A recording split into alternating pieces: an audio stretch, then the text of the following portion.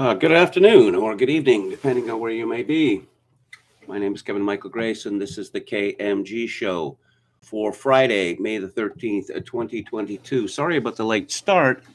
Every so often, when I go live on YouTube, it hangs and nothing happens. And eventually, I had to reboot my computer. So I am back now. And I think I will start with this from Michel Sika on Twitter. What's the worst land acknowledgement you've ever seen? I don't think that anything will ever top this. Vancouver Island University acknowledges that we are located on the traditional and unceded territory of the unpronounceable, made up Native Indian name people, and we thank them for allowing us to live, laugh, love, and learn here. Isn't that sweet? Isn't that sweet? We have to apologize for our very existence on a regular basis. Fun fact, Native Indians do not have written languages. And I don't know, 2 or 3 decades ago, uh, linguistics professors decided to make up languages for the Native Indians, which I would guess that fewer than 1 in 1,000 can actually read. They're so full of X's that it's quite comical, but we all have to pretend that written Indian languages are a real thing. So I thought I would, after that, I would talk today about extra ecclesiam nulla salus, meaning outside the church there is no salvation. Why am I doing this?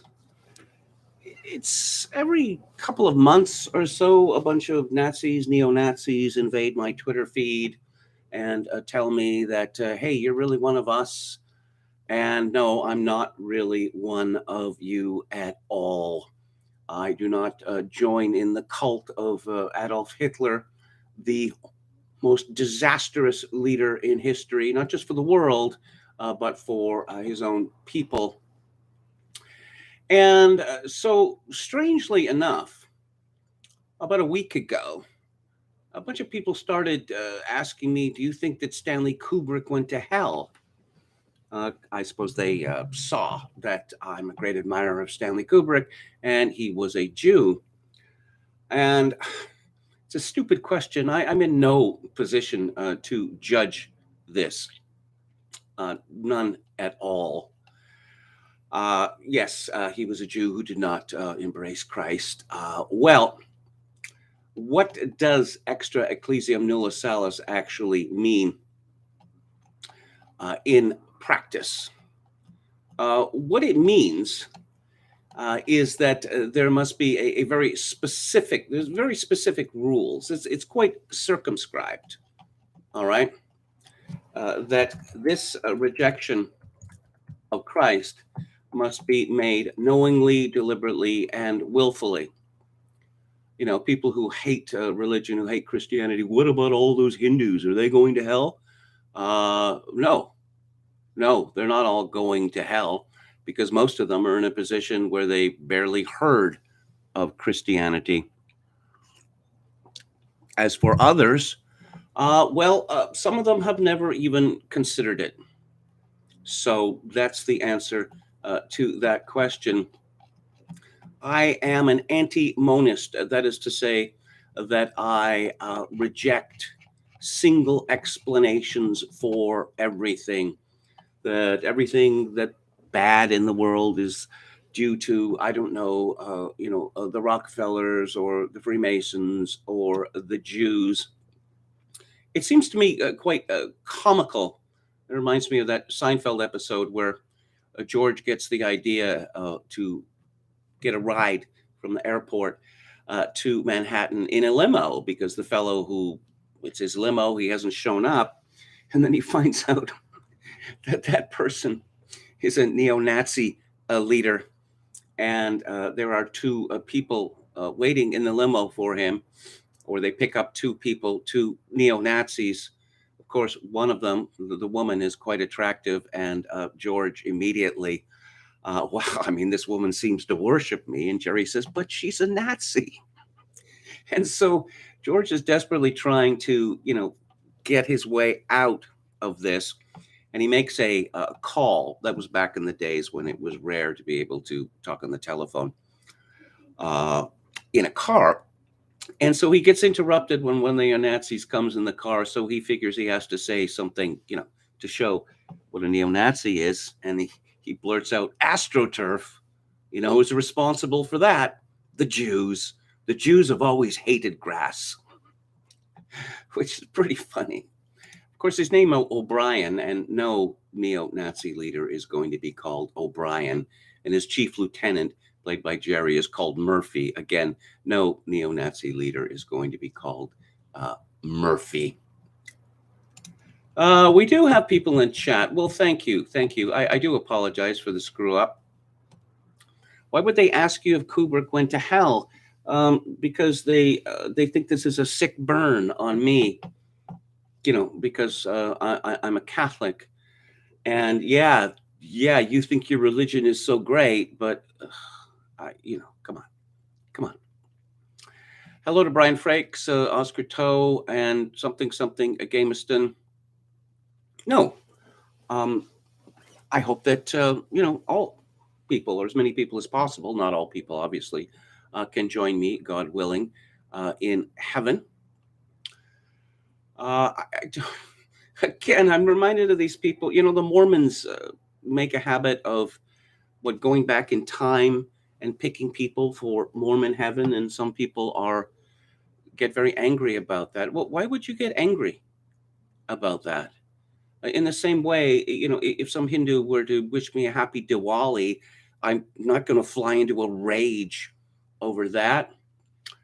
Hello to Head McNeck. Palcasso 88 says, Fred Ward, R.I.P. He was a fine character actor, well in the right stuff, and he had a co-starring role in Tremors, outstanding movie. Hello to David the Gnome and Mercurius Olycus from Australia, I believe, and Anne Run. So, drilling, did you hear that? Randy Weaver has died. This is from Kane at Citizen Free Press. The man at the center of the Ruby Ridge standoff has died at the age of 74. Randy Weaver, the Idaho survivalist whose refusal to surrender to federal agents led to the 11-day siege of his remote cabin in Boundary County, Idaho, passed away today, according to his daughter. Weaver built a remote cabin in the woods of Boundary County near Ruby Ridge in the 1980s. Federal agents began investigating him over allegations by a neighbor that he had made threats against government leaders. Then in 1989, the Bureau of Alcohol, Tobacco, and Firearms accused Weaver of selling sawed-off shotguns to an ATF informant. Yes, just like David Koresh, the ATF entrapped him. Can you modify the shotgun for me? No. Can you modify the shotgun for me? No. Please, no, please, no, please. Well, okay, it'll get you off my back. Charges were filed in June 1990. Weaver was arrested by ATF agents in January 1991 and told to appear for trial in February. But the court gave participants conflicting travel dates, and Weaver refused to appear, leading the judge to issue a bench warrant. The United States Marshal Service initially put off the warrant until March, but the U.S. Attorney's Office convened a grand jury a week before the Marshals intended to enforce the warrant. Weaver simply chose not to surrender and remained inside the cabin in Ruby Ridge for a year and a half with his wife and children. On August 21st, 1992, deputies of the United States Marshal Service arrived at the cabin to arrest and take Weaver into custody in compliance with the bench warrant. The Marshals showed up in military camouflage and scouted the area. The family dog, Stryker, was alerted to the Marshals throwing rocks at the cabin, and Weaver, his son Sammy, and family friend Kevin Harris went to investigate. Sammy and Harris encountered the Marshals, who shot the dog and Sammy dead. Harris shot back, killing Deputy Marshal William Francis Deegan. The incident escalated into an 11-day siege of the cabin on August 22nd. Weaver's wife, Vicky, was shot and killed by an FBI sniper while holding their 10-month-old daughter in her arms. Weaver and his 3 daughters finally surrendered to the Marshals on August 31st after a civilian negotiator convinced him to allow Harris to receive medical attention. Weaver and Harris were both injured during the standoff. Weaver turned himself into the authorities. He was charged with killing Deegan, but was acquitted of all charges except for failure to appear in court and a previous violation of bail conditions. He was sentenced to 18 months in prison, but was released after 16 months on good behavior. Harris was also charged with murder, but was acquitted on all charges. 5 years later, he was indicted for the murder of Deegan, but the charges were dropped on double jeopardy grounds. The Weavers settled a lawsuit with the Justice Department in 1995, which awarded Weaver $100,000 and each of his 3 daughters $1 million each. And the ATF agents responsible for this fiasco, including the killing of Randy Weaver's wife, Vicky, they got off scot-free. They got off scot-free. Randy Weaver was a religious weirdo who just wanted to be left alone. So he moved to one of the most remote places in the lower 48. And I guess this episode taught people a lesson that there is no escape in America. Run as fast as you can, but you will never not be under the eye of Sauron. Apparently, the ATF didn't have enough real crimes to investigate, again with David Koresh, that they had to entrap people. A very, very sad but illustrative incident in the history of the United States. Let's talk about beauty and the war on beauty. Jay Moore, the comedian, once had a line, "Remember when models used to be pretty?" Yes. He was referring to the infamous Calvin Klein heroin chic ads, which he characterized as Auschwitz with Chinese people. And models generally haven't been pretty for a long time, just like beauty pageant contestants or cheerleaders, not pretty anymore. I'm reminded of CoverGirl, famous American company, famous for its cosmetics and its models, which included Jennifer O'Neill, Sybil Shepherd, fresh-faced American girls. And we can't have that anymore. So some years ago, CoverGirl selected Ellen DeGeneres, and they made her up. Whoa, did they make her up? They made her up such that she ended up looking like a vampire raccoon. And then Queen Latifah. And I thought, how much makeup do lesbians buy? Anyway, heroin chic. Oh, yes. If you need to be reminded how libertarians weaponized autism, I'm looking at the Wikipedia entry on heroin chic, and it says heroin chic fashion drew much criticism and scorn, especially from anti-drug groups. Fashion designers, models such as Kate Moss and Jamie King, and movies such as Trainspotting were blamed for glamorizing heroin use. Then U.S. President Bill Clinton condemned the look. Other commentators denied that fashion images made drug use itself more attractive. Jacob Sullum wrote in Reason magazine, "There is no reason to expect that people attracted to the look promoted by Calvin Klein and other advertisers will also be addicted to heroin, any more than suburban teenagers who wear baggy pants and backward caps will end up shooting people from moving cars." Wrong and wrong, Jacob Sullum.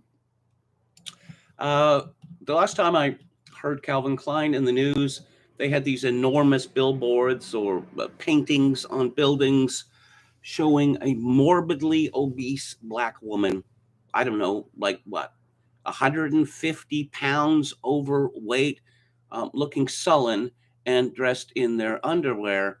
And which brings to mind the meme, how is this going to sell us more underwear? And the boss says, underwear? No, they seem to be selling something else. Again, from Citizen Free Press, Calvin Klein embraces pregnant men. Today, in support of women, this is Mother's Day, and mothers all over the world, we're spotlighting the realities of new families. Kay Wenzel is a South African painter and mother to Wild. Erica Fee and Roberto Bete are expecting parents from Brazil. Roberto is due to give birth to his and Erica's son Noah any day now. Venida Carter is a prominent fashion consultant. Her family is Bobby with an I and Weston. The pregnant transgender man is featured in 2 photos in the above Instagram post. And you can see that this person has had what is euphemistically called top surgery. You can see from the scar. So this is a woman who decided to present as a man, grow a beard, consume enough hormones that you can grow a beard, but still be a woman and thus give birth to a child. And I guess this was controversial. That's the whole point. This is from HITC, Calvin Klein's pregnant trans man ad sparks conversation on Twitter.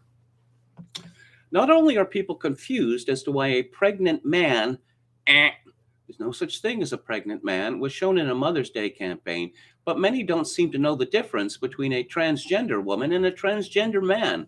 Yes, frankly, I get confused myself. I have to look away here. Often, people seem confused when they try to distinguish between different genders, especially when discussing the identity of a transgender person. I think this is, that phenomenon where bots can now write clickbait pieces? I think this is one of them. But it's extremely important for you to know the exact definition of the terms before you use them. Yes, thank you, Commissar. So you don't come across as ignorant or hurt anybody's feelings about how they identify themselves. According to transequality.org, transgender people are people whose gender identity is different from the gender they were thought to be as birth. Trans is often used as shorthand for transgender. Oh, thank you for that. A transgender man, such as the one in the Calvin Klein ad, lives as a man today, but was thought to be female when he was born. Most trans men simply identify themselves as man. Oh, really? They're not constantly, teacher, teacher, teacher, teacher. Do you know that I'm trans? Yes. Yes. We've heard you say this hundreds of times, and frankly, we're a little sick of it. If you are wondering if a man can become pregnant, let us tell you it isn't biologically possible. An individual born with male reproductive organs cannot carry a child. What? Many have noted on Twitter that an individual's choice with their body shouldn't be questioned.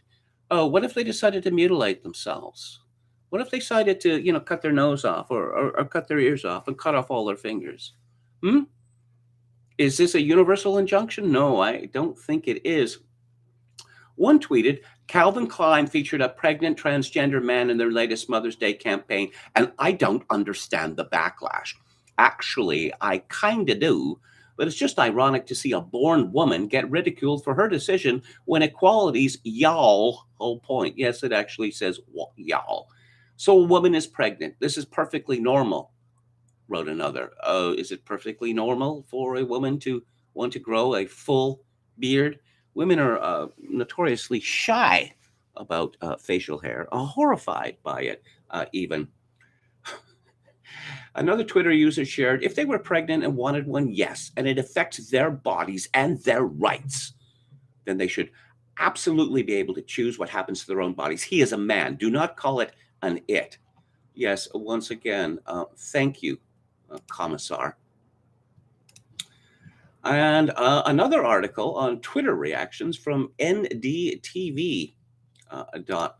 And was there any negative reaction to this?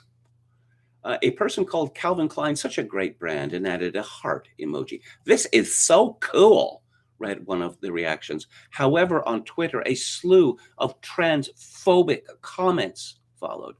Many threatened to boycott the brand and attack the woke campaign. A user shared the image of the couple and said, "Time to ditch you, Calvin Klein." Oh dear. Someone called Pamela on Twitter said, "I won't be spending any more of my money with woke company Calvin Klein. What do y'all think?" A user lashed out at transphobic users and those attacking a campaign celebrating the diversity of families for Mother's Day. The tweet read, "It's not a new concept, and neither is the bigoted backlash." The person went on to say, "It's shocking that regressive conservatives haven't moved on in the last 50 plus years from when Saatchi and Saatchi launched the iconic pregnant man ad promoting contraception." Yes, I remember that. It's featured in Jerzy Skolomovsky movie. Here's the deal. Oh, well, if men could get pregnant, they wouldn't be men. It's really that simple. Stephen King, famous idiot, tweeted something along those lines yesterday or today. Never forget that in 1986, Stephen King published a novel called It, which celebrates an underaged gang bang. That's the kind of fellow that Stephen King is. Who's the stupidest member of the United States House of Representatives? Well, Representative Katie Porter is put in a strong bid. This is from Lindsay Cornick at Fox News. Katie Porter appeared on MSNBC's Last Word with Lawrence O'Donnell Wednesday night to discuss Democrats in the Senate failing to pass their abortion bill. Although abortion was the main topic, O'Donnell questioned how it compared to an issue like inflation, but because of course that's the question you would ask, in light of President Biden calling it the number one priority of the administration. What is that? More inflation, or more abortions? Here's what Katie Porter had to say. Quote, "Well, I don't think they compare. I think they actually reinforce each other. So the fact that things like inflation can happen like rainfall, I suppose, and it can become more expensive to feed your kids and to fuel your car is exactly why people need to be able to be in charge of how many mouths they're going to have to feed." Apparently, in Katie Porter's universe, contraception does not exist. So I think the fact that we're seeing this jump in expenses, that we're seeing people having to pay more in the grocery store, pay more at the pump, pay more for housing, is a reason that people are saying, hey, I need to be able to make my own decisions about when and if to start a family. So I don't think we're going to see them. I don't think it's like comparing them or contrasting them. I think they reinforce for people just how big of a responsibility it is to take care of a family. Yeah. So apparently the Democrats are down with the idea that only rich people should be allowed to have babies. Because, if you wanted to have babies, you should have picked richer parents. Yeah, so inflation is up. Abortions go up because, again, you stupid poor people. Steve Guest tweeted, "Actual advice from a Democrat representative. Food is too expensive. Kill your kid." Yes, indeed. And yes, Nicole Hemmer, another idiot, celebrated Katie Porter on CNN Opinion. And as far as I can tell, Katie Porter's only distinguishing feature is that she accused her ex-husband of abusing her. And we elect people for that reason now. So Nicole Hemmer's opinion piece is titled, "Katie Porter's Example Reveals a Pivotal Truth About Representation." Porter, a single mom to 3 children, has a tight enough budget that $10 a pound bacon didn't make the cut. This makes her a rarity in Congress. Only 4 of the 535 representatives and senators are single parents. You got to move that number up. You need more single parents in the House and the Senate. Porter's story and its effect on her fellow caucus members shows how vital it is that members of Congress represent a wide range of backgrounds, families, and identities. not because of some ambiguous appeal to identity politics, oh no, but because experiences like Porter's are key to restoring the Democratic Party's stature as a party responsible to the needs of working and middle class Americans. That's not going to happen, especially when you have pudding head Joe Biden talking repeatedly, saying in an address, talking about folks, it's always folks, having to wait in line, long lines to get their boxes of food. Who buys food in boxes, by the way? What? I suppose Biden, he just boxes of food. Yeah, that makes sense. Food comes in boxes, right? I mean, you go to the store, you go to Kroger's or whatever, and you come out with your boxes full of food. Again, this inflation crisis in the United States, an excuse for more abortions. Yes, just the Democrats have made that natural connection between higher prices, inflation, and abortion, because that's how vile they are. This is from Chris Bray at his Substack. Tell me how this ends. California goes full Jonestown. The California Senate passed SB 866 today. The bill would allow children down to the age of 12 to get a COVID-19 vaccine without parental knowledge or consent. The author of the bill says it's not that big a deal, and that would be Senator Scott Wiener. California law already allows 12 to 17-year-olds to access various forms of health care without parental consent, e.g., HPV and Hep V vaccines, abortion care, it's care now, birth control, mental health care, domestic violence-related care. SB 866 builds on this existing law to expand vaccine access.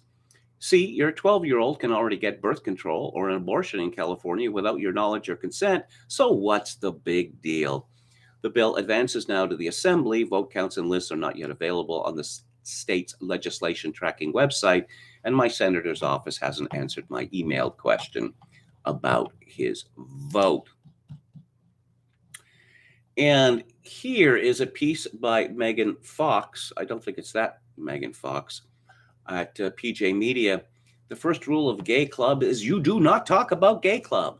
Groomer teachers plot on Zoom. The groomer teachers just will not stop trying to indoctrinate your kids in the rainbow cult behind your back.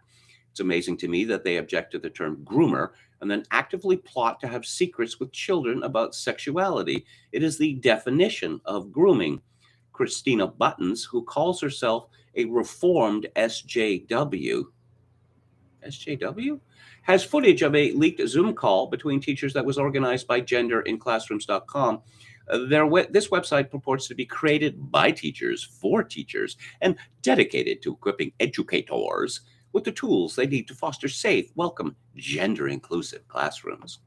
One of the things that the gender woo-woo cult likes to do is to create so-called gay-straight alliance clubs in school that sound like support groups but are actually gender woo-woo indoctrination clubs.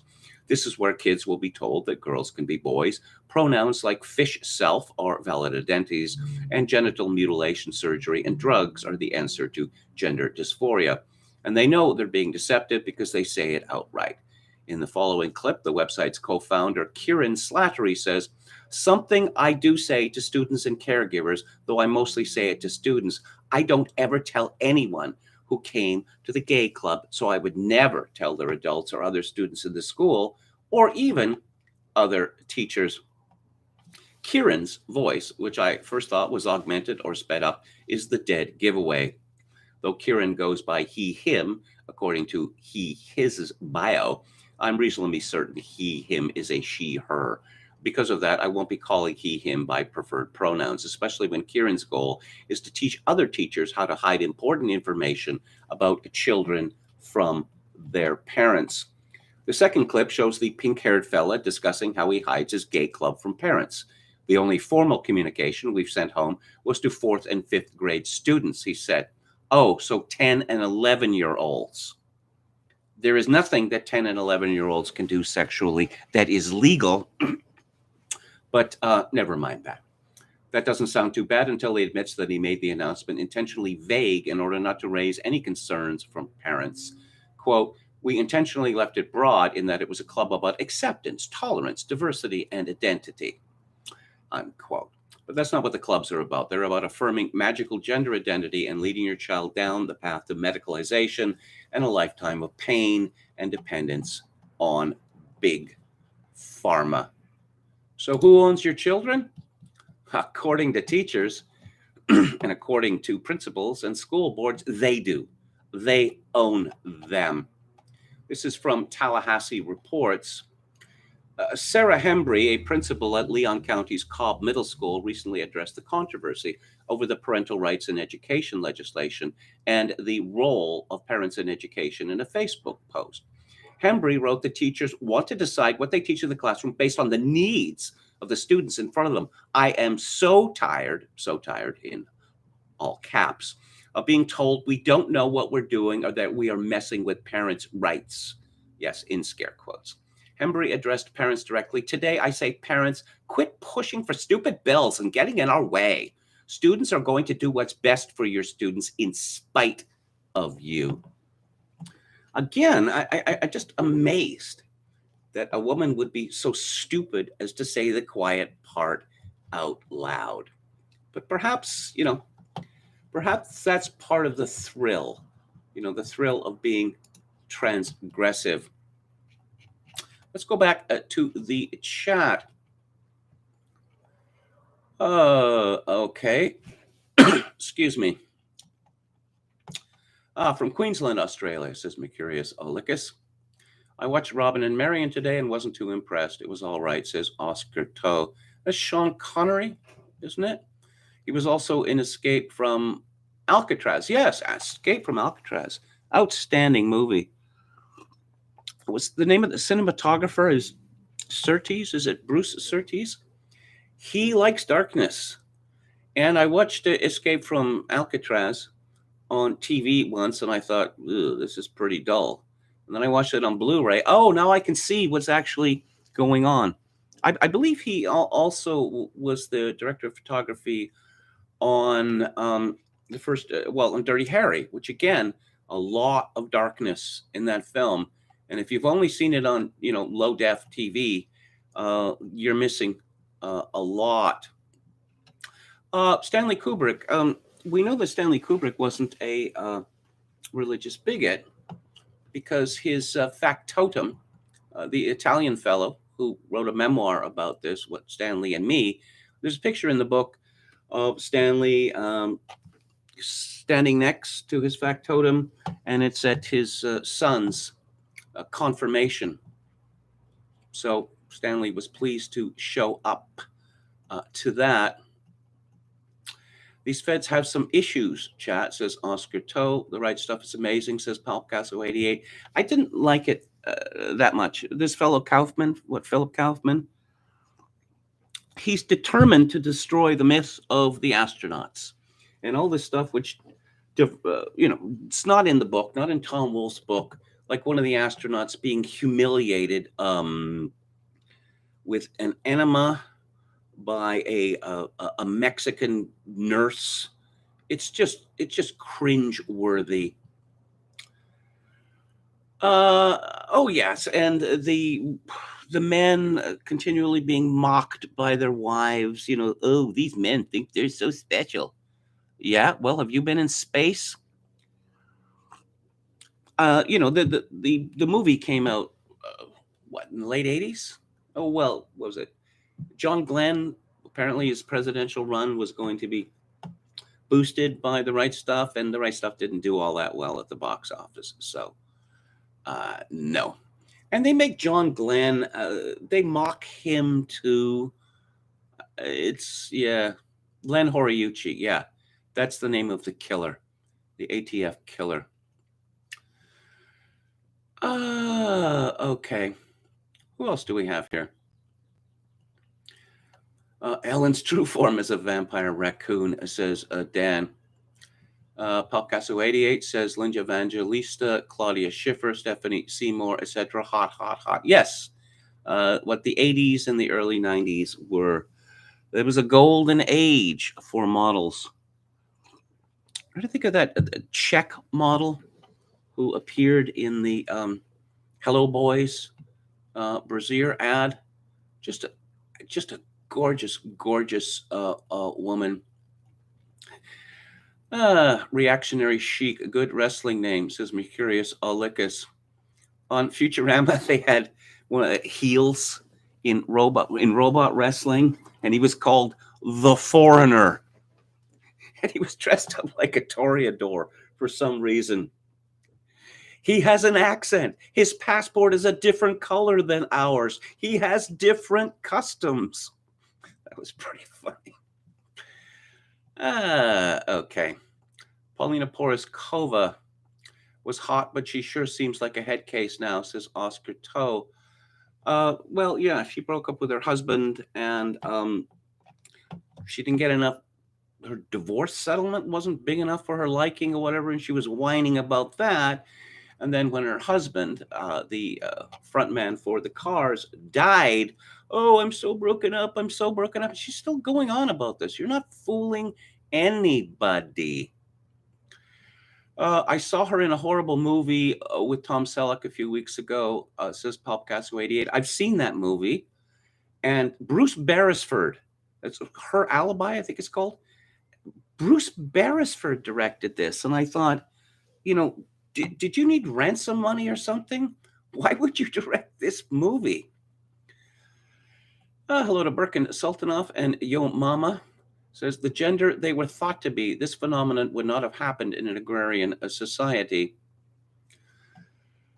And poor Tom Selleck, big on TV, but his movie career never took off. Yes, he was in Myra Breckenridge, that movie. And I don't know how you'd ever live down that embarrassment. Anron says, I'd like to live in Maine or New England just so I could call Stephen King a local idiot. Anron says, a good grilled cheese is delightful. Yeah. The problem with grilled cheese is you have to eat it really quickly. Otherwise, it goes cold. Food is too expensive. Try the Hansel and Gretel method, says Yo Mama. Crypto is plummeting and the stock market seems to be imploding, says Oscar Toe. Yeah, just helicopter money and keep helicoptering money. And what's the worst that could happen? GC Stahl says, pudding head, what a page 13 way of describing the dementia patient and chief. I'm using it. Why was Kevin confused by SJW? Well, whenever I have problems starting the screen, it throws me for a loop. Yes, of course, it's social justice warrior. Yes, I know that. It just, okay. What else do we have here? Isn't John Huston also in Myra B? I believe he was. John Huston was one of those guys who was in a lot of bad movies, like Michael Caine. Michael Caine was asked about this, and I think he said something like, if they ask me to do a movie, I say yes. I believe he was in, Jaws 3D, which I've seen. And they give you the glasses, right? And after about 10 minutes of this, I thought, I'm taking the glasses off because if I keep these glasses on any longer, I'm going to vomit. So I can say that I saw the movie, but I was there in the theater, but I didn't really see it. But Michael Caine says something like, yeah, Jaws 3 is an ugly movie, but you should see the beautiful house that it paid for, which I suppose is the right way to take it. Works work, as they say. And Sink Wigger. Yep. Fine American name. This is from Paul Joseph Watson at Summit News. Sink Wigger claims Joe Rogan hates transgenders because he has sex with them. Young Turks host in bizarre, angry rant. Well, I mean, it's a truism, isn't it? That the depraved think that everyone else is depraved. Is Mark Zuckerberg an alien? I'm glad to see this has caught on as a meme because I have been pushing this notion for years. This is from the Daily Star of London. Mark Zuckerberg fuels sinister alien conspiracy rumors with non-human meta selfie. Facebook CEO Mark Zuckerberg has again fueled conspiracy theories who believe he is an alien and not human after uploading a selfie to promote the grand opening of Meta's first in-person store. Why would something called Meta have an in-person store? And I'm looking at Zuckerberg in this picture. Yeah, he definitely looks like an alien. Of course, the man standing to his right looks rather alien as well. I don't know whether it's they had makeup on or the photographer decided to do something cute. His appearance led to a series of countless memes and conspiracy pages spouting theories that he wasn't human. Be it aliens, robots, whatever, they are most definitely not human. One person said about the selfie, "Nothing anyone can say will change my mind." One person on Twitter took something more sinister away from the Meta selfie, claiming that there was something very off in the picture. Yes, there is. They wrote that this picture does a pretty good job showing the certainly odd behavior or vibes of something, just something very off in the pic. In other Facebook news, the metaverse has already been called a wild west of internet dangers. Although metaverse platforms like Horizon Worlds and VR Chat have many polite, decent users, they've attracted plenty of criticism for enabling widespread sexual harassment, racism, and even grooming. And I'm looking at another picture of Mark Zuckerberg who looks completely like an alien. Is this going to take off, this metaverse?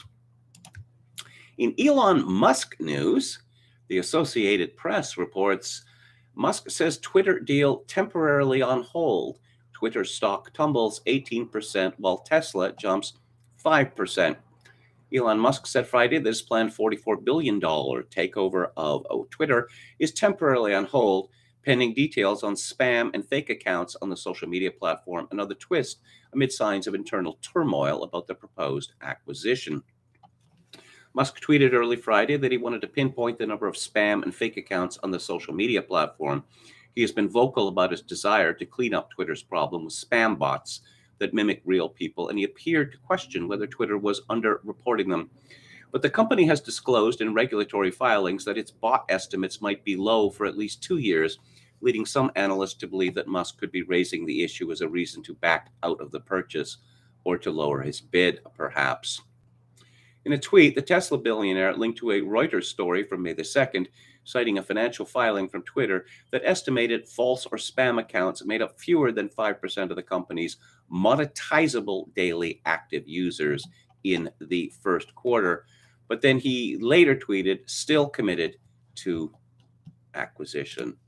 I think he just likes being in the headlines. He's a tumbler, to use a Yiddish word.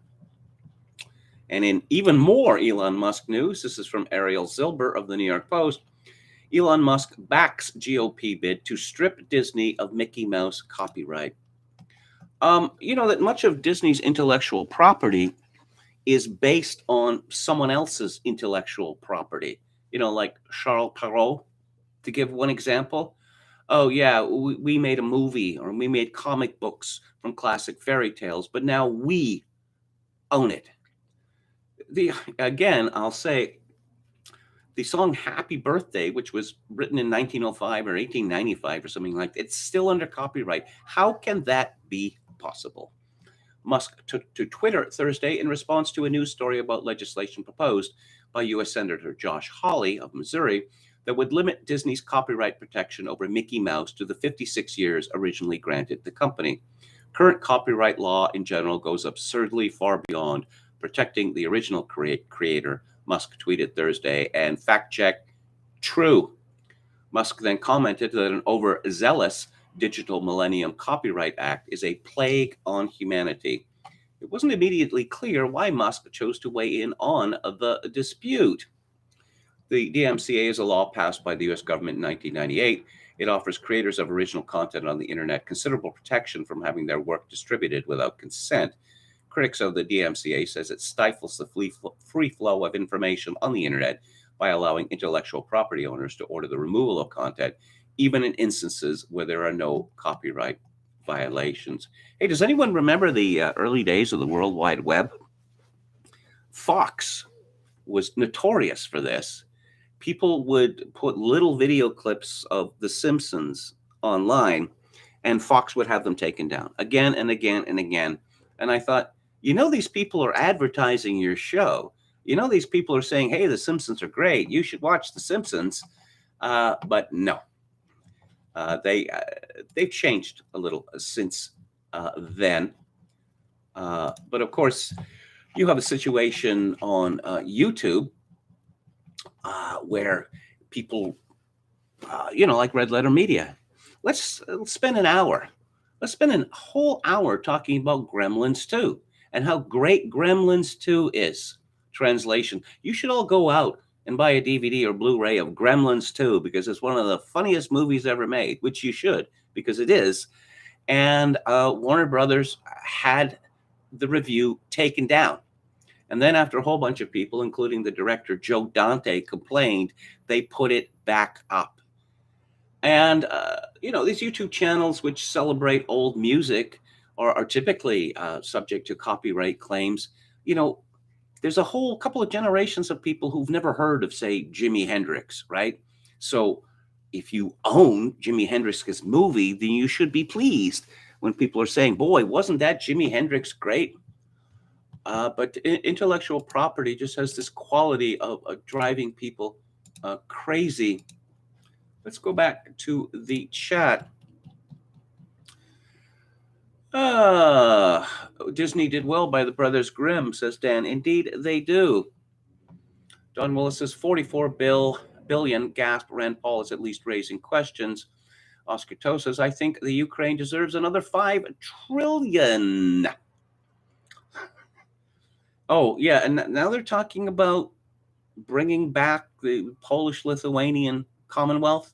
Well, Poland and Ukraine. I don't think they're going to be able to get Lithuania to join. Why would Poland want to be tied to the absolute disaster that is the Ukraine? Gremlins 2 was not my favorite Joe Dante film, says respectable commenting name.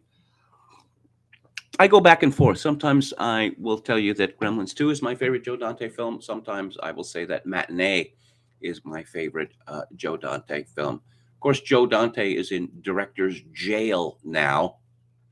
He's considered too old to make movies, or perhaps it's because Joe Dante likes to make movies which are usually based on original intellectual property, which is not highly regarded by the people who run Hollywood now. Jesus Stell says there was a picture of Zuckerberg covered in white cheese and it was labeled feta. I had a sensible chuckle. She thinks she's Anthony Bourdain, can't teach in her kitchen. Are you talking about that woman who set her kitchen on fire on a TikTok video or something? And then made, a very emotive face. Oh no, my kitchen's on fire.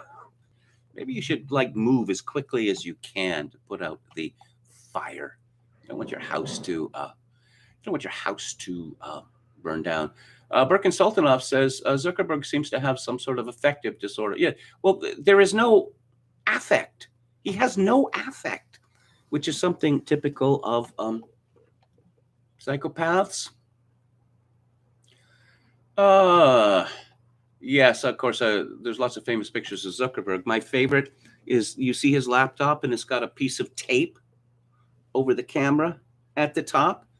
Oh, apparently Zuckerberg believes that your laptops are spying on you. And wow, that's a horrible conspiracy theory. Another bad Michael Caine movie, Hurry Sundown. Oh my God, that movie is just terrible.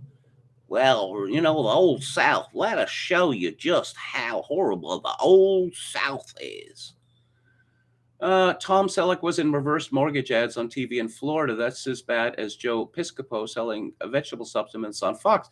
Tom Selleck is back doing reverse mortgage ads on MeTV, the old man's TV channel that I watch. And he boldly defends the reverse mortgage, saying that he's proud of the work that he's done on behalf of reverse mortgages. Do you know that Mark Zuckerberg was a competitive fencer? It's true. He needed some sort of in, I gather, to get into Harvard. And so, you play sports, fencing. I suppose that's a sport. If you get into a sport where not very many people play, your chances of rising near the top are much higher, which of course explains women's soccer and women's hockey. Tom Selleck used to shill National Review 30 years ago, says Palpicasso 88. Indeed, I remember that too. And, okay. Yes, one of the problems having to reboot my computer is that I lose PDFs. And so I have lost the PDF. Well, I could bring it up, the PDF of Joseph Tainter, Collapse of Complex Societies.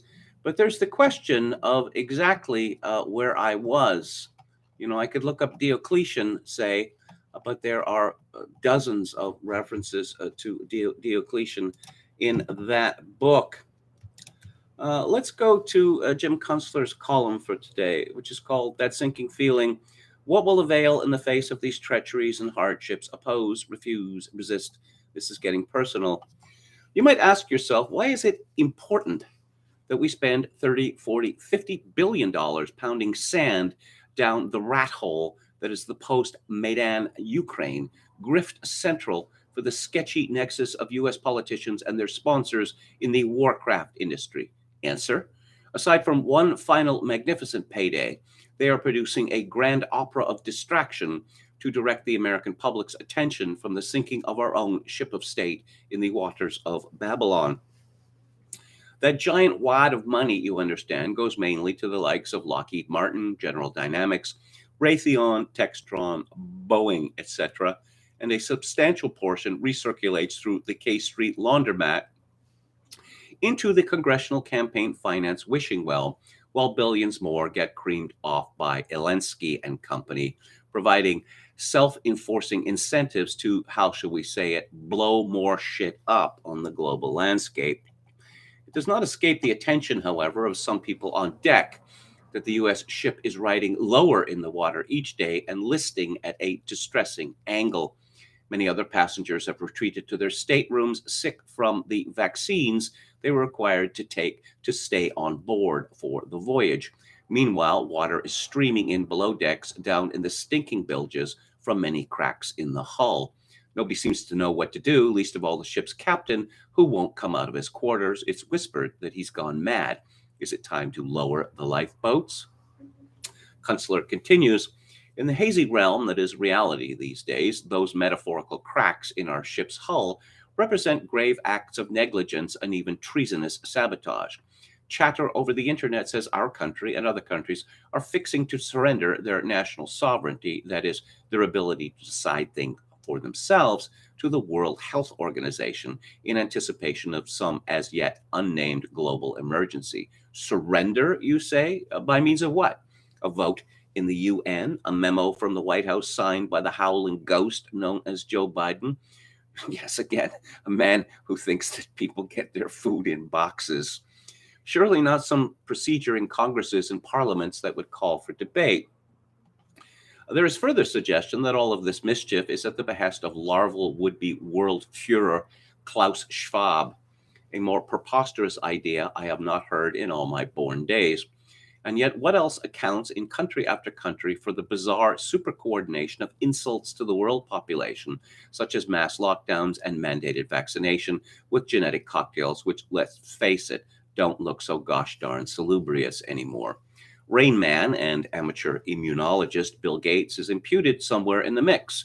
He's been promising the world new and improved pandemic viruses, The last one was kind of a flop, like Windows 10, codenamed Santorini. Why is this man still at large?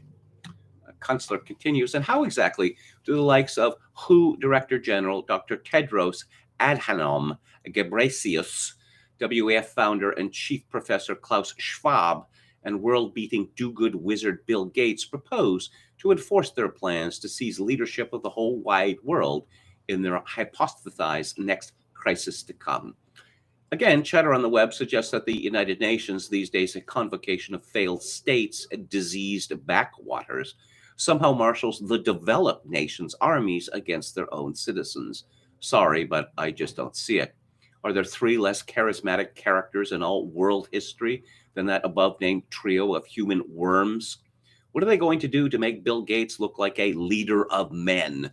Dress him in the raiment of a Napoleonic hussar, gold-frogged tunic, epaulets, leopard skin cape, knee-high boots, and plumed bearskin shako? Please. Meanwhile, hardships upon hardships pile up at bewildering volume and speed in this here federal consortium of states. No baby formula for you, non-aborted birthing persons of America. And yet, what bureaucrat in which deep state borough organized a baby formula airlift to the Mexican border for the relief of foreign interlopers of the birthing persuasion? Diesel fuel at $6.49 a gallon, meaning pretty soon nobody will get anything, including more diesel fuel. Gasoline at $6 plus zero inventory of new cars, RIP Suburbia. No parts for anything with broken parts, big holes in those supermarket shelves. Fertilizer at ruinous prices, no water out west.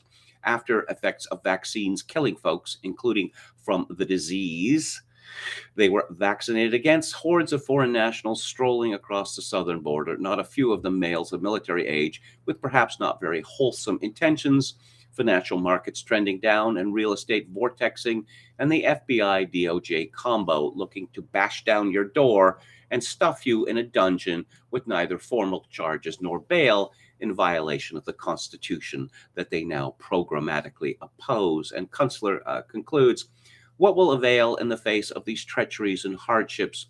Oppose, refuse, resist. This is getting personal. How many of you, not fully entranced by media psyops, are willing to just say no and no more?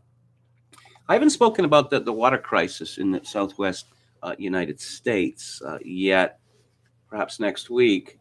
Look, much of or most of the American Southwest is desert or semi-desert. No water. California gets much of its water from the Colorado River. And, oh, yes, where does the water go in California? Well, we grow things like nuts there, which, require a lot of water. And so they get water cheap. And how is this allowed? How does some, billionaire almond farm owner get cheap water? But Gavin Newsom, to Mexico, to Central and South America. Come on in, come on in. These cities, like Phoenix and Las Vegas, just getting bigger and bigger and bigger. They have no water. This is absolutely insane. You want to talk about the collapse of a complex society? Pushing more and more and ever more people into places that have no water is demonstrably insane. After Hurricane Katrina, I discovered that for years, the U.S. Army Corps of Engineers was warning about this, saying that there are too many people in New Orleans. So the dike system is going to have to be overhauled, or you should stop letting more people in. Because in the event of a serious storm like Hurricane Katrina, the results are going to be disastrous. And so what did the experts, the people who rule our lives, say about this? Oh, that's very interesting. Yeah, apparently, if the epicenter of Katrina had just been, like a mile or two closer to New Orleans, there wouldn't be New Orleans now. When a society loses the ability to plan against preventable evils, this is a society that is in the middle of collapse. I want to talk now about the end of politics. And this is a post by Eugippius at his Substack. Ukraine and Western geopolitical mythology, the globalist empire insists always and everywhere that it is fighting the last war, even as it inches closer to the next one.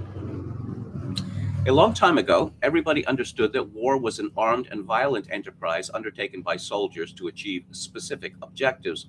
One was expected to hate the enemy and his goals, but even the most egregious jingoists were clear that the enemy had goals and that their side did too.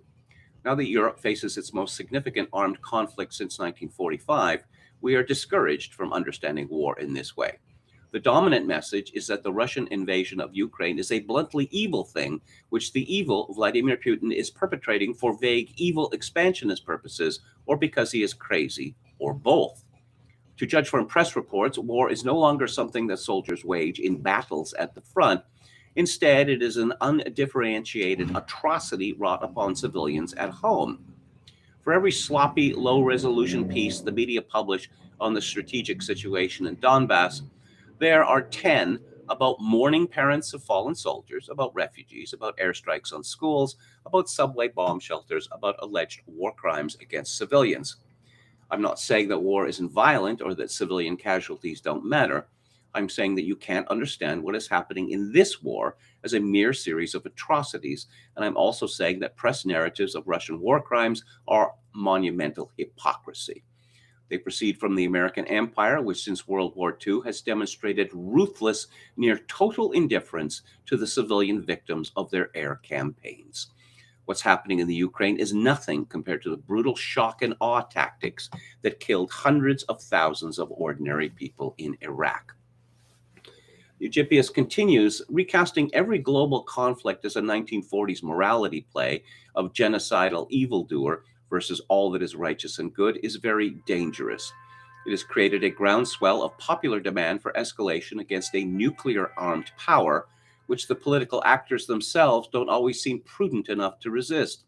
Some Anglosphere politicians have taken this hysteria as permission to indulge their dangerous fantasies of regime change in Russia, while the intelligence services encourage still further escalation by leaking stories about their role in helping the Ukrainians kill Russian generals and sink the Moskva.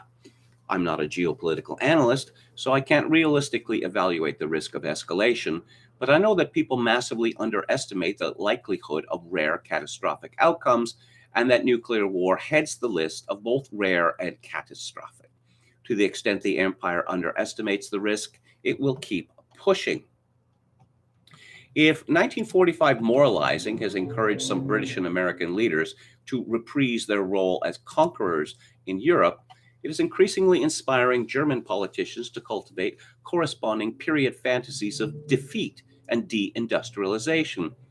As I type these words, our Minister of Economic Affairs is assuring us that we can get through the coming winter just fine without Russian gas. 2 days ago, our foreign minister pledged in Kyiv that Germany will end its dependence on Russian energy forever. The worst case scenario is that they actually do this. The more likely scenario is that Russian oil and gas are merely laundered through third countries so that we can appear virtuous while continuing our imports at considerable markup. That might stave off catastrophe, but it will also make millions of Germans drastically poor, and it won't hurt Russia. The politics of this war are the most bizarre thing I've ever seen. It is very strange indeed to be called a right-wing extremist in Germany for having pro-Russian sympathies. It is even stranger for someone who is periodically accused of being a Nazi, despite totally disavowing National Socialism, to read editorials in mainstream newspapers insisting that the Azov Battalion are not actually neo-Nazis, even though this is what they claim to be. In the early days of the war, at the height of pro-Ukraine hysteria, a major German retailer was even caught selling the Azov flag in their online shop, complete with the Sonnerat and the Wolfsangel. All of this confirms my long-running thesis that the empire is firmly post-political. It employs political forms purely as a matter of expedience. Its only real principles are expansion, assimilation, and atomized consumerism. Eutypius concludes Russia could lose, but they're not losing right now. If they were, the New York Times wouldn't be running articles with headlines like Ukraine War's Geographic Reality, Russia has seized much of the East.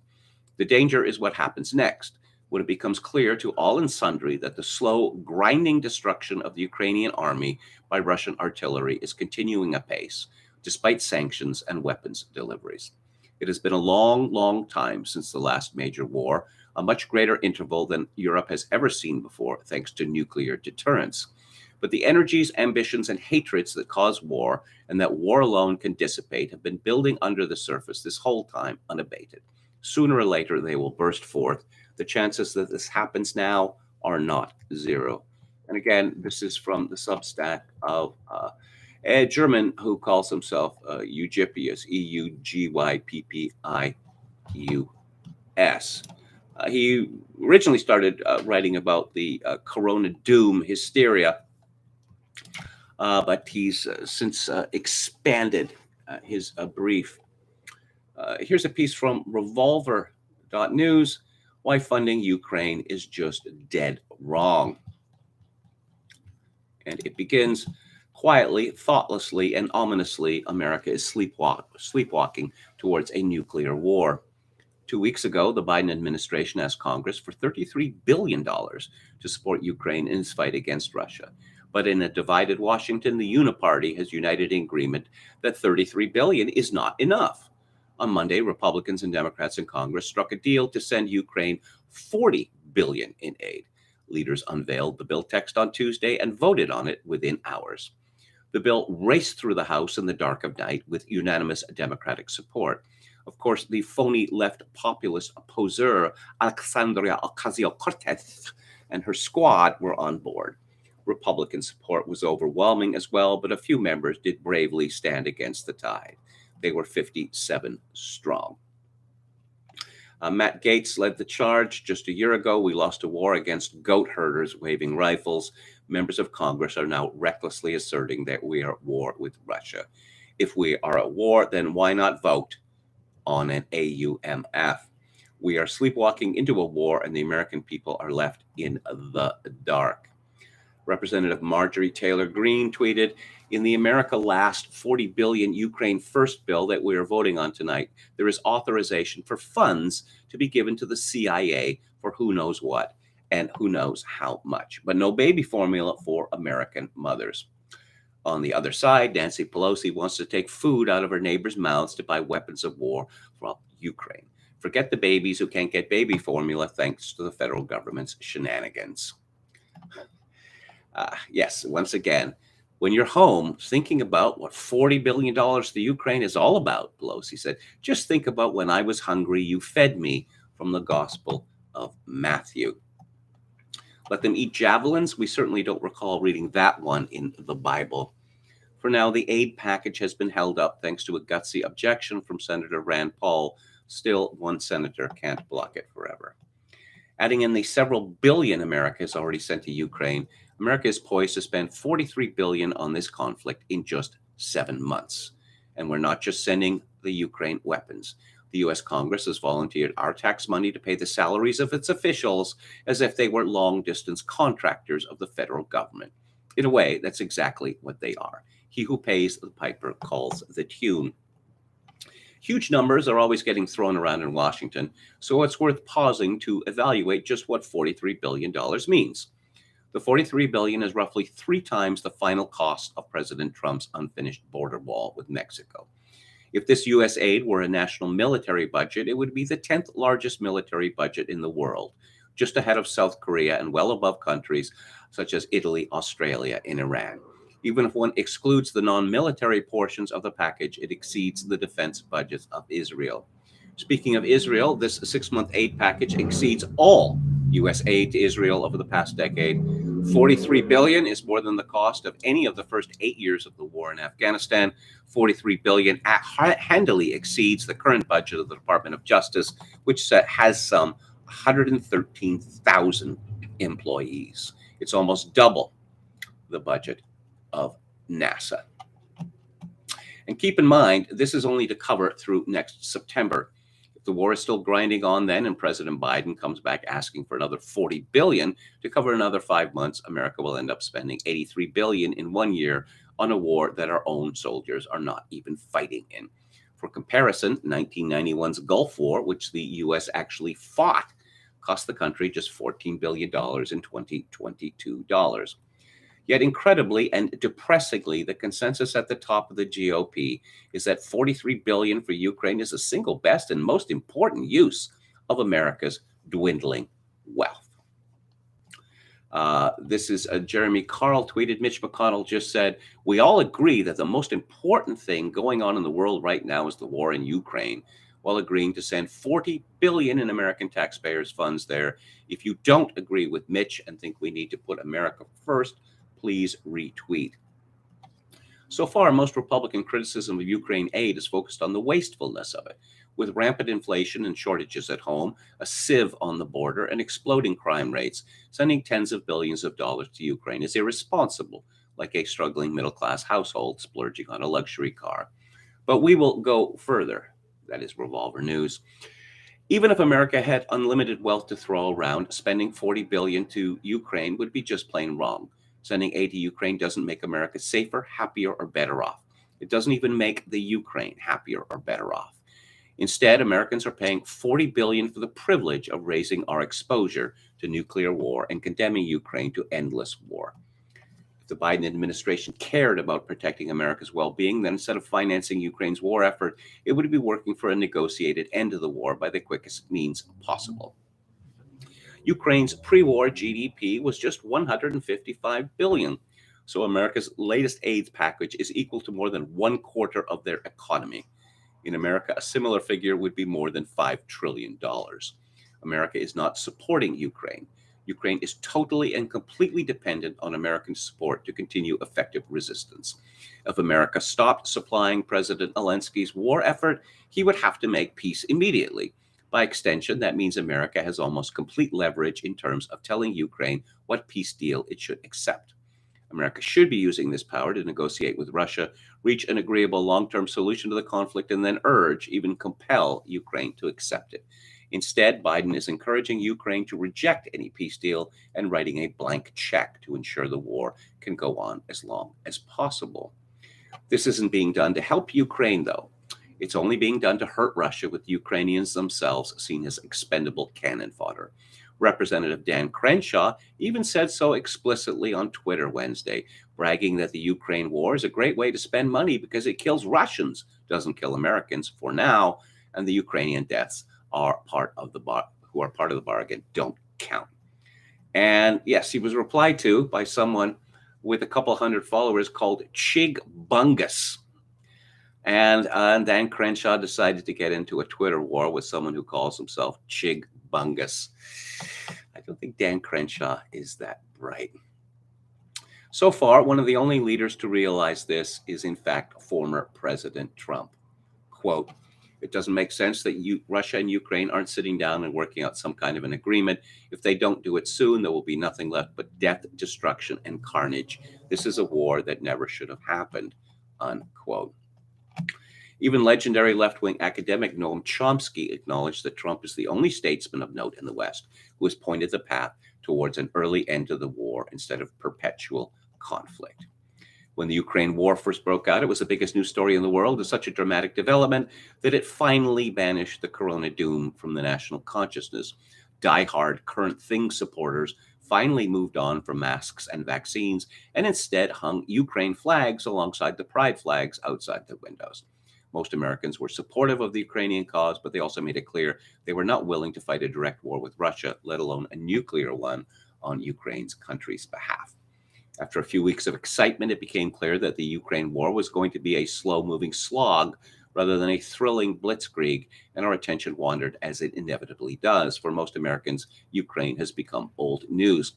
But if Americans have largely moved on, Washington certainly has not. In fact, for Washington, America's lack of attention has provided an opportunity to escalate America's involvement in the war. With the public looking away, there is no political pressure to avoid constantly escalating America's involvement in a far-off conflict that by rights should be none of their concern. Every day, America does more and more to justify the label of co-belligerent in the conflict. In the past 2 weeks, both the First Lady and the Speaker of the House have made surprise visits to the country. Now, along with moral support, America is planning to essentially bankroll Ukraine's entire war effort. In New York Times write-ups, former military officials boast about how silly it is to worry about over-escalation. America, they say, has nothing to fear from supplying heavier and heavier weapons for a war against a nuclear power. In the past 2 months, Stinger missiles and rifles have turned into large battle-armed drones and heavy howitzers. In the months to come, that could give way to fighter jets and more. But even more dangerous than weapons might be the ever-increasing collaboration between Ukraine and U.S. military intelligence. While it matters little for the actual battlefield situation, Russia's most high-profile embarrassment of the war has been April's loss of the old Soviet guided missile cruiser Moskva. According to the Financial Times, the ship's loss enraged Vladimir Putin and pushed him to abandon negotiations for more aggressive war goals. Now, predictably, self-important parasites in the U.S. military establishment have leaked that the U.S. played a central role in the Moskva's sinking, providing the intelligence that allowed Ukrainian forces to make the attack. Even after the outbreak of war, Russia's initial negotiating position was rather lenient. It was the same demands for Ukrainian neutrality and recognition of the status quo in Crimea and Donbass that Russia had sought before its invasion. In effect, America's intelligence services have scuttled the chance for an early peace, and they are too stupid and egotistical to even hide their responsibility for doing so. Again, this is a piece at revolver.news.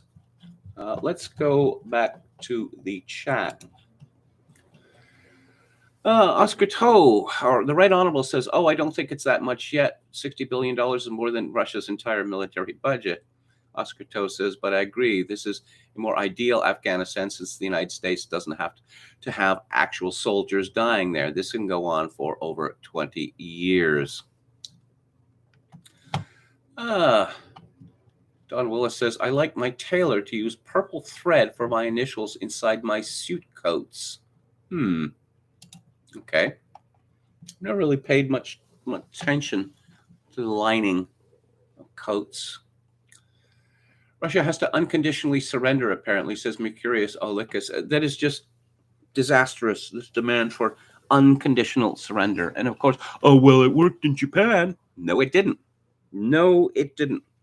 And the nuclear attacks on Hiroshima and Nagasaki were unnecessary because Japan was willing to surrender before the attacks. They said, but we get to keep the emperor. And after the nuclear attacks, Japan surrendered. And guess what? They got to keep the emperor. So unconditional surrender, just murderous insanity. The Right Honorable says they're going to have USAID in Ukraine for the next 20 years. Same NGOs who did nothing in Afghanistan. Enron says, what a ghoul Crenshaw is for saying that. The Right Honorable says these are monopoly money numbers. Well, yes, they are, really. People still, who wants to be a millionaire or whatever? Millionaire. I mean, who cares about that? For the longest time, it gives you an idea how low inflation used to be. For the longest time, you talk about $1 million. Like $1 million was, enormously large. You could barely comprehend $1 million. When I moved from Ontario to Vancouver back in 1962, went on a jet, right?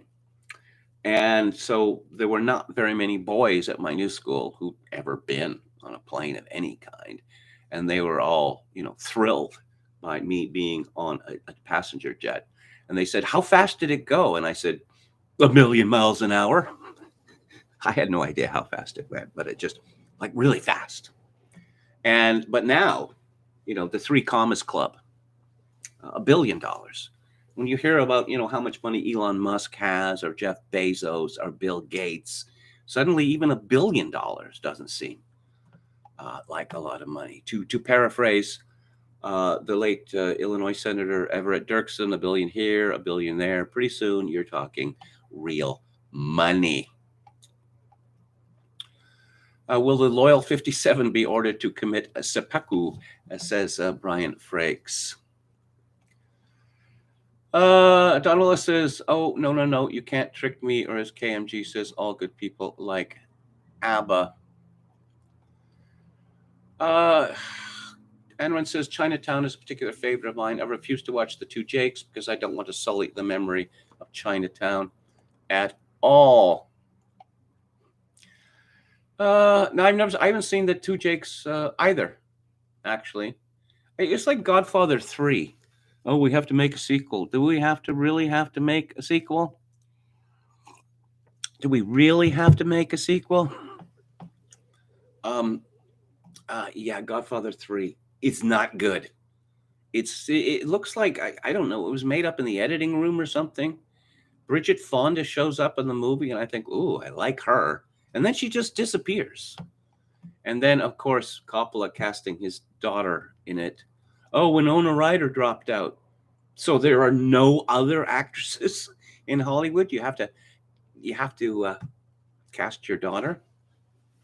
Dawn from Beyond says, KMG talking about places with no water. My older son, wife, 2 of the 4 grandkids are moving to the Phoenix area in a couple of weeks. The water situation really concerns me. Oh, yes, dirty water. Oh, Boston, you're my home. The Standells. That was a great song. Their drummer. What was the drummer? Had one arm? Is that right? If I recall correctly. It blows my mind that California has more people than Canada. Oh, yes. But keep in mind that most of the landmass of Canada is uninhabitable. And much of it, places like Edmonton or Prince George or Fort McMurray, to me, it's really a triumph of the human spirit that large numbers of people live there. I lived in Edmonton for 5 years, and the winters there are unbelievably brutal. Not that long ago, Edmonton went 100 consecutive days of below zero or below 32 degrees Fahrenheit temperature. Just absolutely brutal. Oh, also the rainy season in Edmonton, June. June is the rainy month in Edmonton. Oh, so all the snow and the muck and the sand is finally gone from the Edmonton streets, and now we're getting torrential rainstorms. Ay. And Godfather 3 has apologists, but I've never seen a Toot Jake's apologist. This respectable commenting name. He gives up. The Don gives up his kids to his wife. That's not ever going to happen. That's never going to happen. She admitted that she aborted his child out of spite. Oh, he got over that. Did he? He just got over it. Oscar Toe says, Eric Romer's Percival is free to stream on Tubi. I'm pretty sure Kevin did a TT on it. Yes, I did. I love that movie. It is a very strange, highly stylized movie with very obvious sets. Also, a lot of beautiful women in that movie. Don Willis says, but you got to admit the Oilers are headed to the Cup sometime after we are dead. I don't know. Edmonton is one of those cities where, I guess Toronto, they're still in the playoffs. The management of Toronto and Edmonton, they figured out that people are going to keep coming to the games no matter how crummy the team is. The Chicago Cubs were like this for decades. So we make more money when we don't pay for good players because the people are going to still come. All right.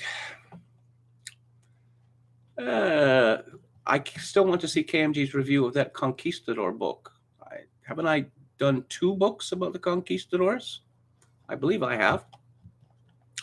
But what are we going to talk about now? Fact checkers. Don't you just hate them? This is from Christine Parks at Fox News. Washington Post fact checker Glenn Kessler dismissed concerns that the Biden administration was sending baby formula to border facilities during a nationwide shortage Thursday. Parents have been struggling to find the essential commodity in stores, with supply dipping to 43% below normal, according to Datassembly, which tracks product data for retailers.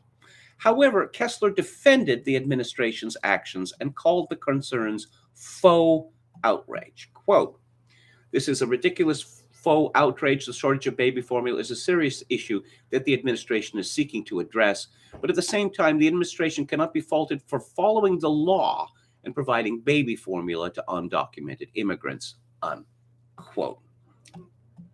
Anyone who suggests this is the result of specific Biden policies, i.e. his scare quotes, reckless, out-of-touch priorities, earns 4 Pinocchios. Yeah, fact checkers. They're editorialists, is what they are. Kessler's fact check was prompted by Representative Kat Kamek, Republican of Florida, showing side-by-side photos of barely stocked formula at one store next to stocked shelves of formula at a border facility in a viral social media post. And let's see if the world is blown up yet. We'll go to antiwar.com. Rand Paul blocks vote on $40 billion Ukraine aid. Lloyd Austin speaks with Russian defense minister, first time since invasion, U.S. Army to revamp Alaska forces to prepare for Arctic conflicts. Once again, Russia has more frozen wasteland than it can use. It's not really interested in any more. Turkey could block NATO for Finland, Sweden. Ukraine accused of deadly cross-border attack in Russia. Russian official says NATO risking full-fledged nuclear war. Do you remember the doomsday clock? Ooh, it was always like at 5 minutes to midnight or 4 or 3 minutes to midnight. I'm not hearing about the doomsday clock. Even when people are seriously considering the prospect of a nuclear war. Seriously considering the prospect of a nuclear war. Again, universal mental retardation. I remember the Cold War and mutual assured destruction.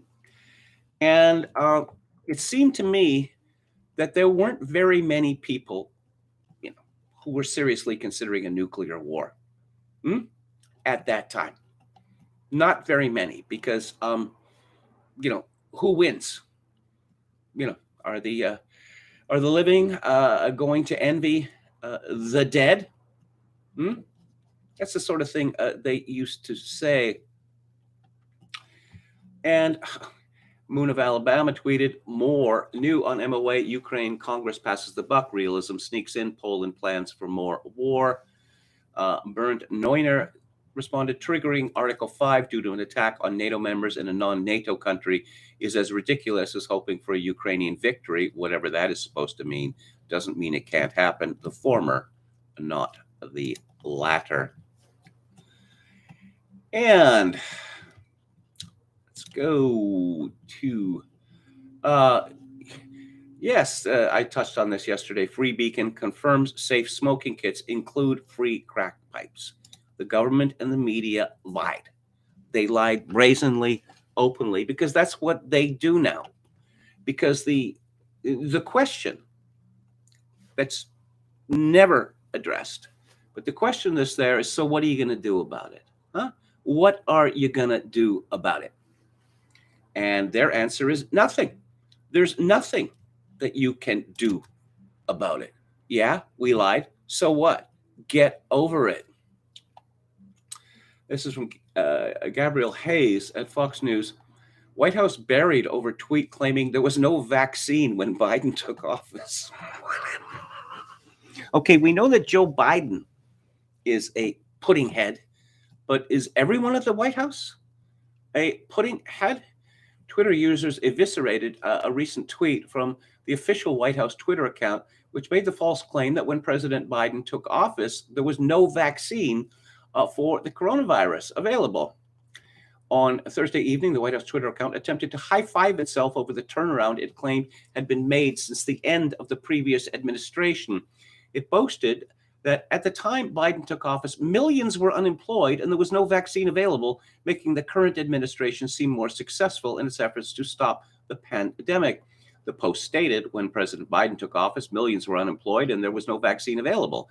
In the last 15 months, the economy has created 8.3 million jobs and the unemployment rate stands at 3.6%, the fastest decline in unemployment to start a president's term ever recorded.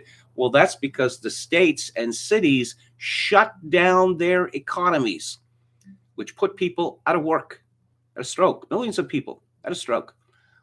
So yes, if these lockdowns are ended, then people are going to get back to work. I don't know, maybe senility is contagious. Perhaps that is the answer. This is from Paul Joseph Watson at Summit News, illustrating how the issue has largely disappeared. A new poll of Americans finds COVID to be the least of their concerns out of a list of 12 different subjects. The survey was conducted by Pew Research between April the 25th to May the 1st.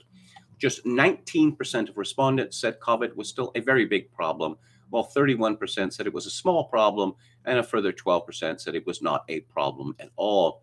In comparison, 70% of Americans said inflation was a very big problem, with a further 23% describing it as a moderately big problem.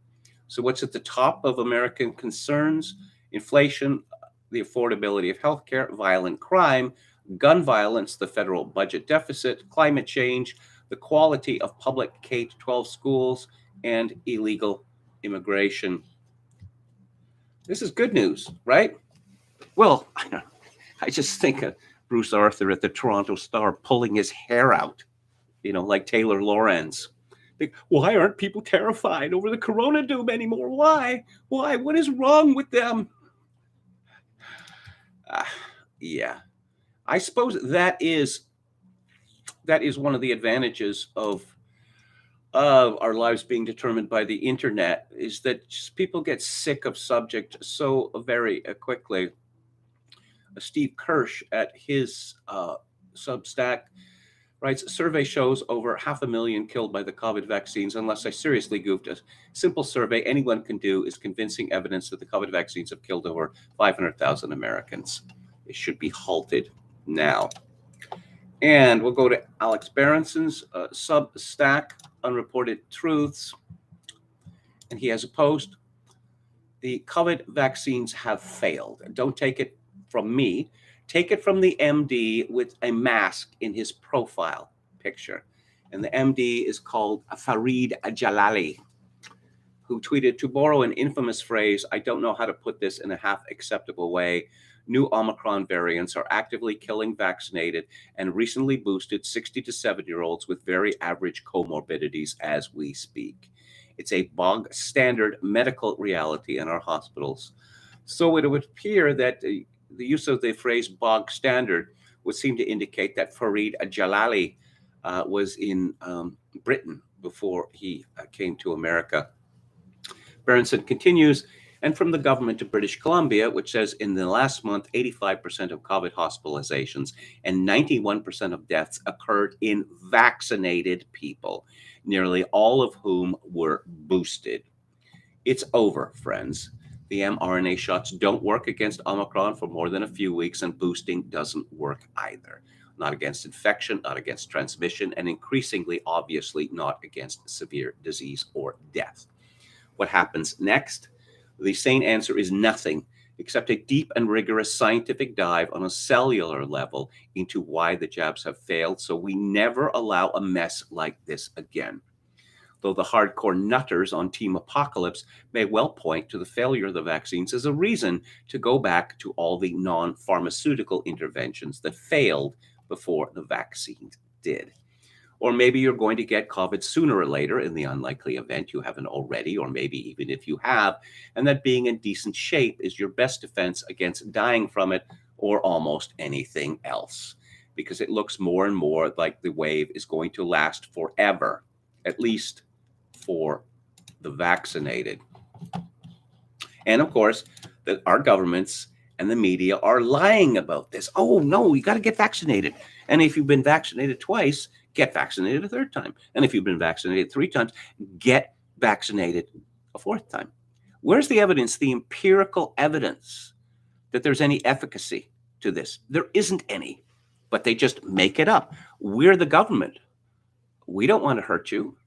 We only want the best for you. We're the media. Why would we lie? We don't do things like that. Let's go to the Daily Skeptic.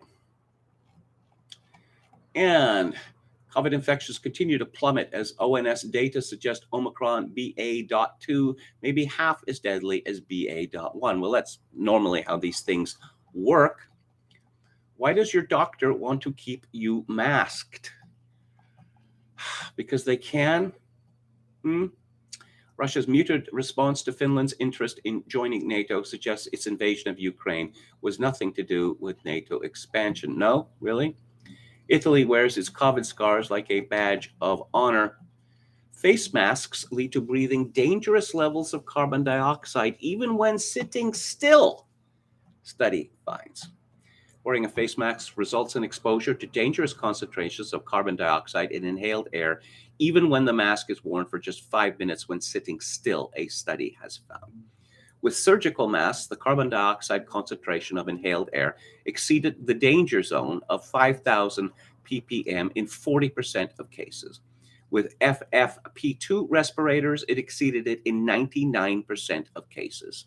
The CO2 concentrations were higher for children and for those who breathed more frequently. Well, wait a minute. The climate emergency people are telling us that carbon is a pollutant.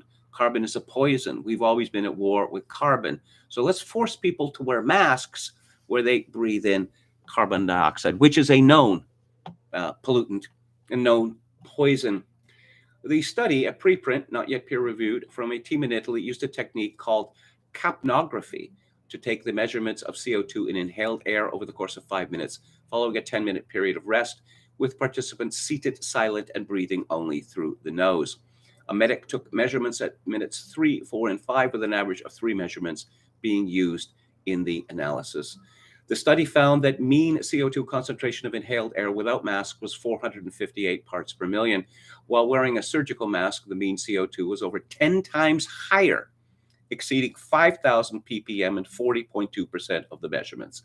While wearing an FFP2 respirator, the average CO2 was nearly double again at nearly 9,400 ppm, with 99% of participants showing values higher than 5,000 ppm. Among children under 18, the mean CO2 concentration while wearing a surgical mask was well above the safe limit at 6,439 ppm. For an FFP2 respirator, it was nearly double again at 12,847 ppm.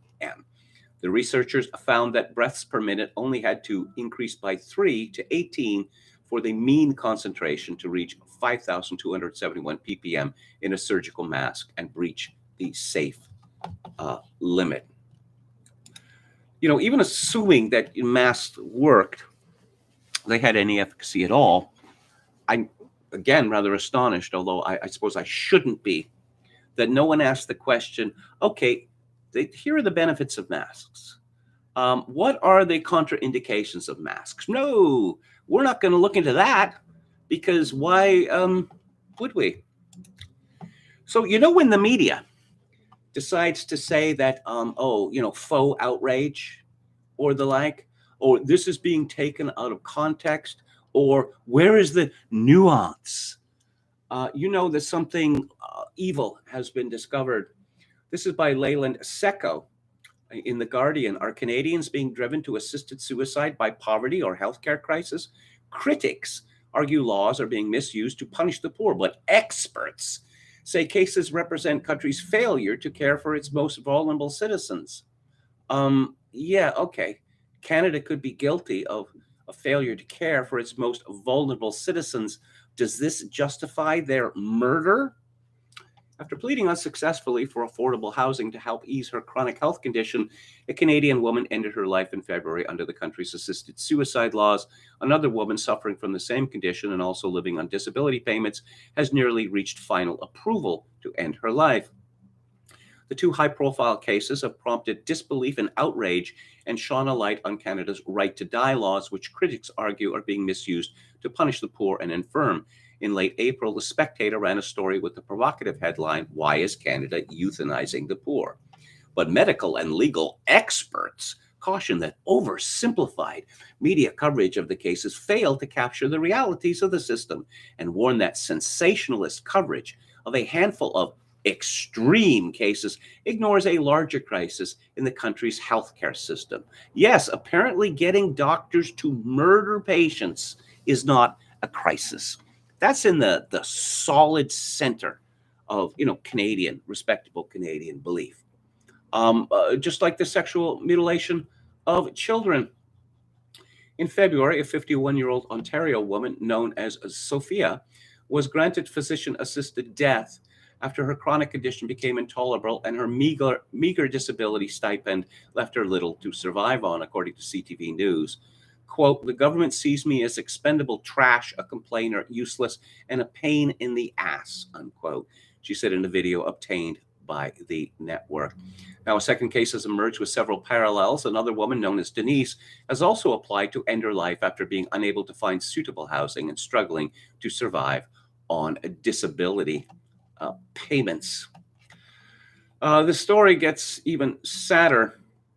Both were diagnosed with multiple chemical sensitivity, MCR, a condition in which common chemicals, such as those in cigarette smoke and laundry detergents, can trigger nausea, blinding headaches, and extreme cases, anaphylactic shock. This is a made-up disease.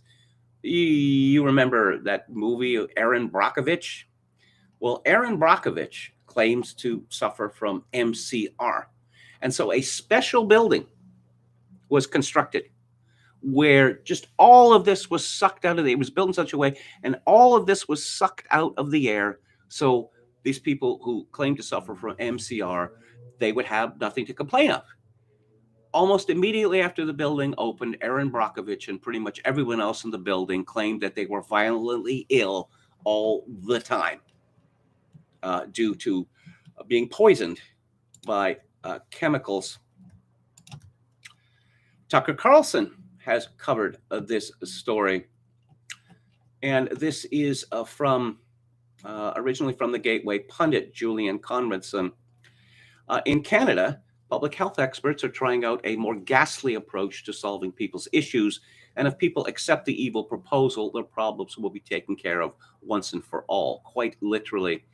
As of last year, the Canadian government is now offering to pay to euthanize people who are too poor to continue living with dignity. Anyone who feels as such, the tyrannical state would like to foot the bill for their suicide. Yes, really. Like things weren't dystopian enough with the lockdowns and oppressive public health measures, killing the poor because they lack enough dignity to live.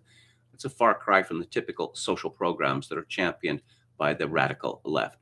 On Wednesday, Tucker Carlson discussed Canada's grim euthanasia program with author Charles Carnosi, who has written a book on the subject and is one of the most vocal critics of self-assisted suicide in Canada. According to Carnosi, Canada's policies speak for themselves and are seen for what they are, pure evil. In 2021, the Canadian Parliament enacted Bill C-7, which greatly expanded the valid reasons for medically assisted suicide.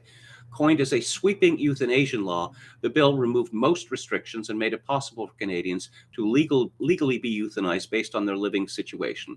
Now, thanks to the morally unjust new law, just about anyone is eligible for medically assisted suicide if they wish. 5 years ago, it would have been difficult to believe that a modern civilized Western nation would allow people to commit medically assisted suicide because they think they lack dignity. Well, I've seen this coming for a long time. Because of the aging population, the Premier of BC's Deputy Chief of Staff was an old colleague of mine, and he told me that if current trends continue, that the healthcare budget by the year 2030 would consume 100% of the budget, and there would be no money left for anything else. So the solution is obviously to start killing people, to start killing old people, because they can be tiresome. And what are they contributing to the GDP? And let's kill people who take drugs. Let's encourage them. Let's give them drugs. Let's give them safe spaces to do their drugs. And when they overdose, as they do in ever increasing numbers, we've got to get them more drugs. And obviously, every drug addict who fatally overdoses is saving the government a small fortune, or maybe a large fortune, in healthcare costs. That's the way that we live now. Here's another story on this from LifeSite News. I'll explain how this happened. The Supreme Court ruled in favor of euthanasia. Parliament didn't do that. And so Parliament enacted a law which another court said there's not going to be enough murdered people under this law. What about young people? What about depressed teenagers? Why can't physicians murder them? So then Parliament reenacted another law. And yeah, because we're just ever so progressive in Canada. Look, this has been known for decades, and this has been studied, and it has been publicized in some places that in the Netherlands, which is ever so progressive, that since they enacted their own euthanasia law, people have been killed involuntarily, and many, many people have been bullied into agreeing to be murdered by doctors. Back to the Tucker Carlson interview with Professor Charles Camosy. He said, it doesn't get a lot of coverage. I think I have to wonder why. Violence is something we hear covered ad nauseum. Everything today is violence, even things that obviously aren't violence. This is violence. This is medicalized violence. Why isn't this being covered? Why aren't we talking about it? Especially when it's poor people, especially when it's working class people that are structurally pushed into that. I think that it's a question worth asking, unquote. Well, it is a question worth asking. But physician-assisted murder is now, it's in the warp and woof of Canada. You know, it's one of the things that makes Canada great, actually. And I have to say that when, you know, countries or jurisdictions, when they make abortion legal, then immediately people think, why stop there? What about all those depressed people who are just bumming everyone out? Can we get rid of them? I mean, they'll be better off dead, right?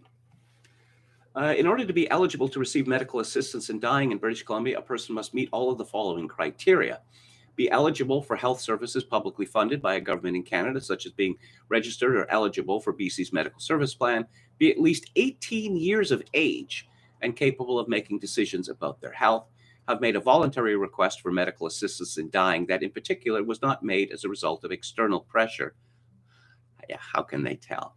Having given informed consent to receive medical assistance in dying after being informed of the means that are available to relieve their suffering, including palliative care, and have a grievous and irremediable medical condition, which means they have a serious and incurable illness, disease, or disability. They are in an advanced state of decline that cannot be reversed, and that illness, disease, or disability of that state of decline causes them enduring physical or psychological suffering that is intolerable to them and cannot be relieved under conditions that they consider acceptable. So a person falls into severe depression, and they're prescribed drugs and they don't work. Well, obviously, I'm going to feel like this for the rest of my life, and that's intolerable. So I want the government to pay someone to kill me. Oh, brave new world with such people in it. I don't know. There's a lot of ruin in a nation, famously, and certainly in Canada, I think we've pretty much come to the limit. One can only pray that that is so. Let's take a final look at the chat. Chokin666 says, I am so sick of Dave Grohl and his crummy band. Are you perhaps sick of everyone saying how much they love Dave Grohl? Because there's a lot of that about. Oscar Toe says, minorities other than Asians seem to have taken 2 years to discover masks, and now they love them. I just found it unbearable. Luckily, I wasn't traveling by bus when I moved back to Victoria, 2 years ago. I had to wear it on the ferry, and which is about 2 hours. Oh, but if I ate or drank something, I could take the mask off. And I was, worried that people were staring at me. Well, he's not actually chewing now. Why isn't he wearing a mask? I don't know. I know that there are people who wear their masks, like the clerks who work in this hotel. They're wearing them for 8 hours. How can they stand it? Who else do we have? Terror Destroyer says, Wiki Prescott Bush was involved with the American Birth Control League as early as 1942 and served as the treasurer of the first nationwide campaign of Planned Parenthood in 1947. Interestingly enough, Senator Prescott Bush was the one who sank Rockefeller's candidacy in 1964. Rockefeller, who was married, had an affair and wanted to marry a woman who was called Happy. I don't know what her real name was, but people called her Happy Rockefeller, who had something like 6 kids or whatever. And Prescott Bush went on a campaign about this, saying how disgusting it was.